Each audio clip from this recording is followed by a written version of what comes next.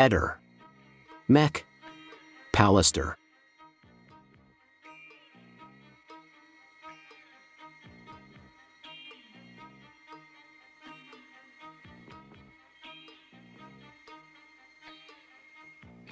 Incredibile, ora che si scopre che è omicidio e che c'è un killer in libertà, Mr. Visintin invece di premere sull'acceleratore decide di appendere la TV al chiodo, ma vista la sua personalità, quanto durerà?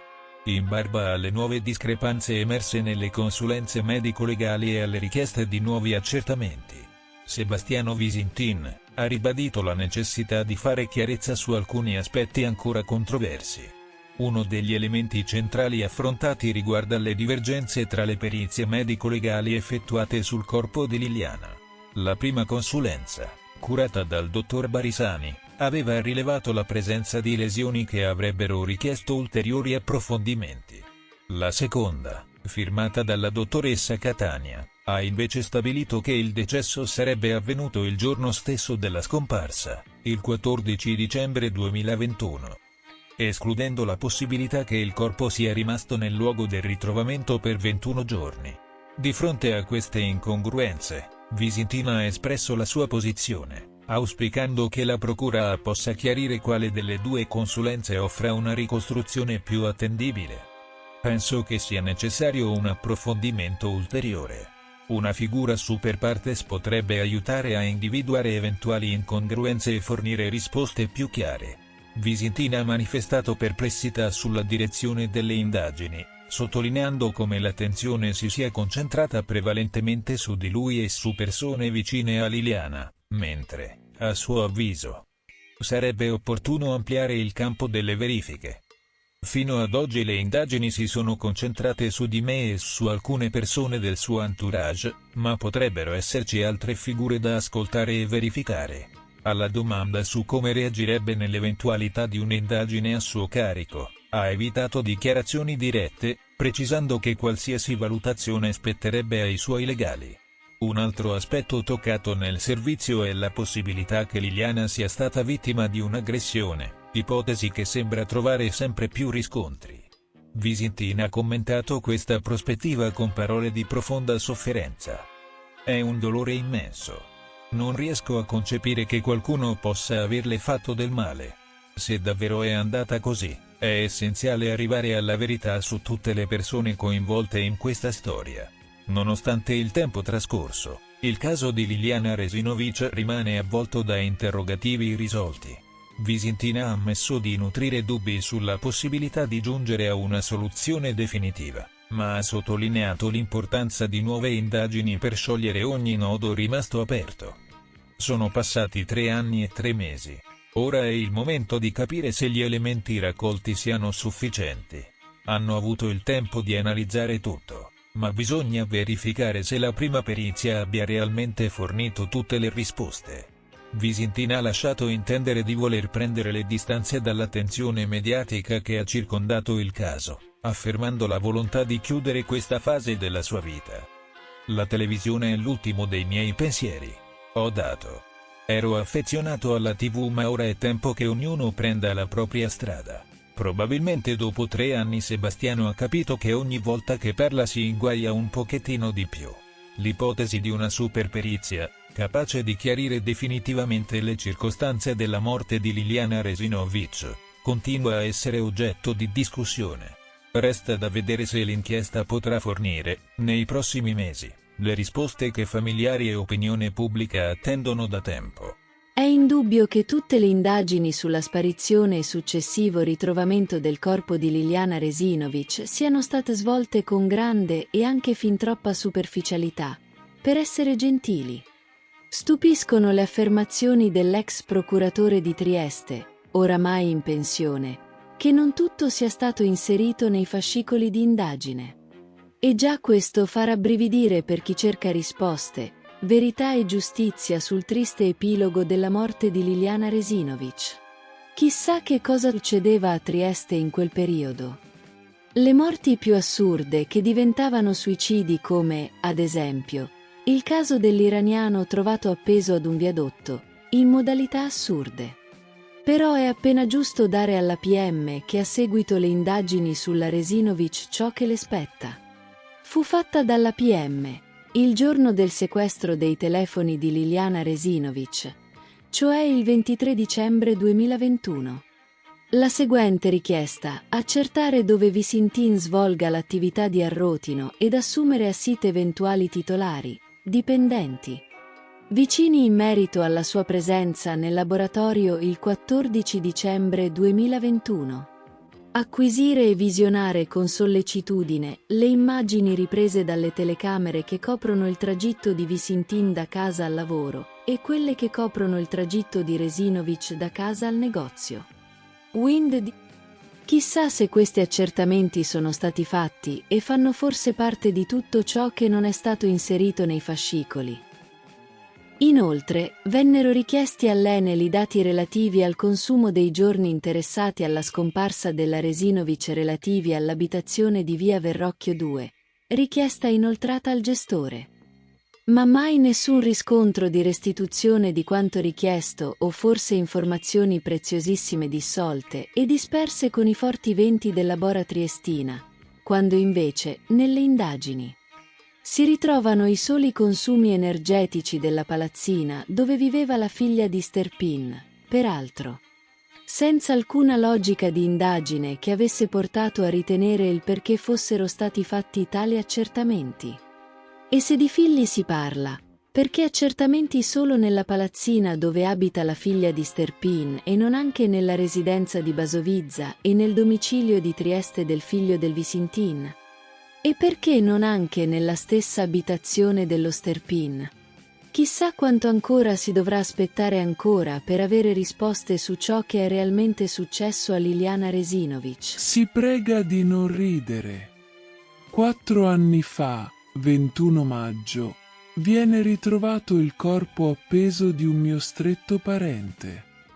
Sono chiamata al riconoscimento. I carabinieri del paese sigillano la villa, senza fare altre indagini per approfondire, e stabiliscono si tratti di suicidio. Tralasciando la totale negligenza nell'approcciarsi al cadavere, se ci penso mi sale il killer. Tengono sequestrata la villa per mesi e mesi, ma mica vanno a fare rilievi. Dopo mesi e mesi e mesi che chiedevo senza risposta il motivo di questo sequestro senza indagini, mi sono rotta le scatole e sono andata in procura a Modena. Sai perché non dissequestravano l'immobile? Perché i carabinieri di Medolla avevano mandato via fax, nel 2021, il verbale soltanto nel fronte, senza inviare anche il retro che riportava data firma del maresciallo e tutto il resto. Nel testo del verbale veniva riportato, oltre ad altre amenità, quanto segue. Si rinveniva un'agendina rossa di colore rosso. Te lo giuro, Eder, mi viene voglia di prenderli a sberle. Mi sono garbatamente incazzata in procura, corso Canalchiaro a Modena, presentandomi senza appuntamento e con la precisa intenzione di trascorrere da loro tutti i giorni necessari per avere una risposta. Non mi sarei schiodata dalla guardiola. La casa è stata dissequestrata 2 giorni dopo. Io comprendo che fare il prete e il carabiniere siano sbocchi al lavoro. Ma cazzo! Analfabeti no! E io dovrei avere fiducia in costoro? Giammai! Gli abiti indossati da Chiara Poggi come il suo pigiama sono stati distrutti nel 2022, eppure l'inchiesta sul delitto di Chiara Poggi, avvenuto a Garlasco il 13 agosto 2007, si arricchisce di nuovi sviluppi. Dopo la recente riapertura del caso, la Procura di Pavia ha disposto un ulteriore confronto tra il DNA di Andrea Sempio, già comparato con esito positivo con quello trovato sotto le unghie della vittima, e altri campioni biologici individuati da Iris durante i sopralluoghi nella villetta di via Pascoli. Si tratta delle cosiddette ulteriori tracce di natura biologica rinvenute sulla scena del crimine e menzionate nel provvedimento della GIP Daniela Garlaschelli, che ha ordinato il prelievo coatto di un tampone salivare al 37enne. L'obiettivo degli inquirenti è stabilire se vi sia una corrispondenza tra il profilo genetico di Sempio e le altre evidenze biologiche raccolte nei primi mesi di indagine, alcune delle quali non erano mai state analizzate con le tecnologie attuali. Il lavoro di recupero dei materiali è stato complesso e ha richiesto un'attenta ricerca tra archivi giudiziari e istituti di medicina legale. Negli ultimi mesi, i magistrati di Pavia, sotto la direzione del procuratore Fabio Napoleone, hanno individuato e acquisito 32 faldoni conservati a Vigevano, oltre ad altri documenti richiesti personalmente dal procuratore aggiunto Stefano Civardi alla Procura Generale di Milano. Tuttavia, non tutti i reperti dell'epoca sono ancora disponibili. Nel 2022, su disposizione della Procura di Pavia, diversi materiali, tra cui gli abiti che Chiara Poggi indossava il giorno dell'omicidio, sono stati distrutti.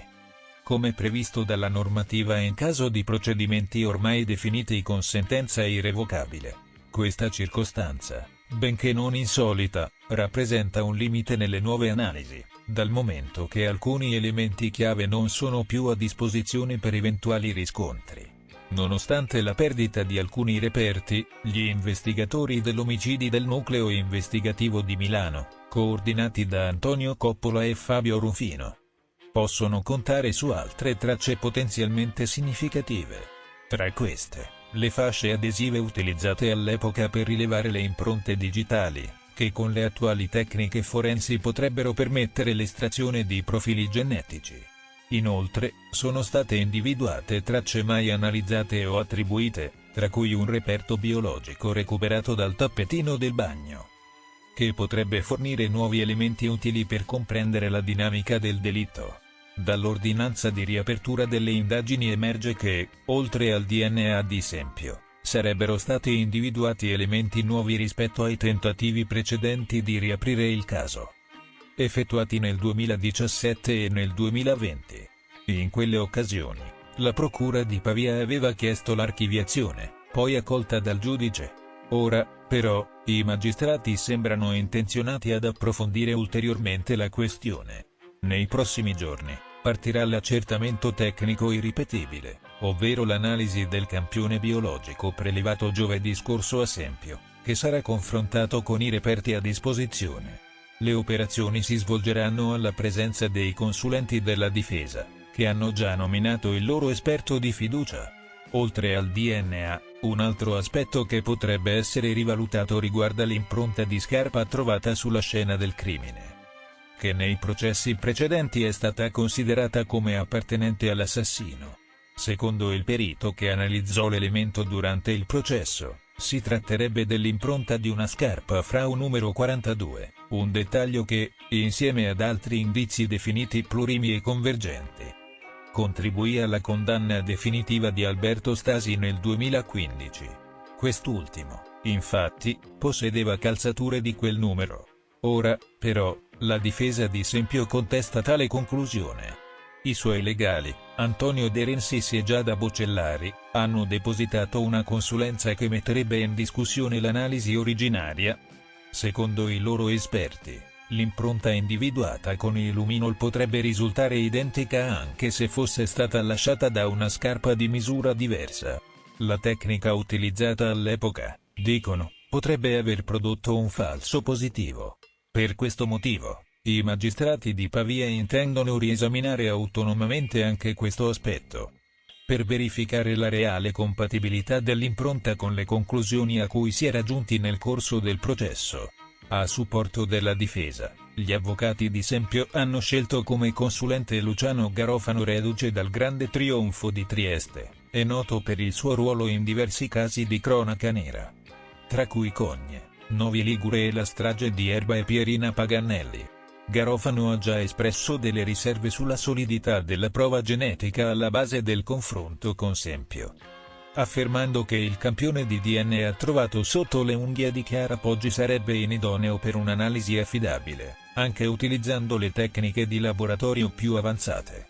Il nuovo esame del DNA e la revisione delle prove potrebbero aprire scenari inediti nell'inchiesta sulla morte di Chiara Poggi, riaccendendo i riflettori su un caso che, nonostante la condanna definitiva di Alberto Stasi, ha continuato a far discutere per anni.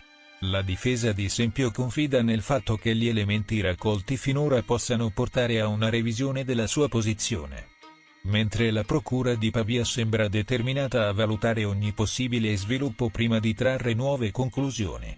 Nei prossimi giorni, le analisi sul DNA e sulla compatibilità dell'impronta potrebbero fornire risposte decisive per comprendere se il caso Garlasco sia davvero chiuso o se, invece, possa ancora riservare sorprese.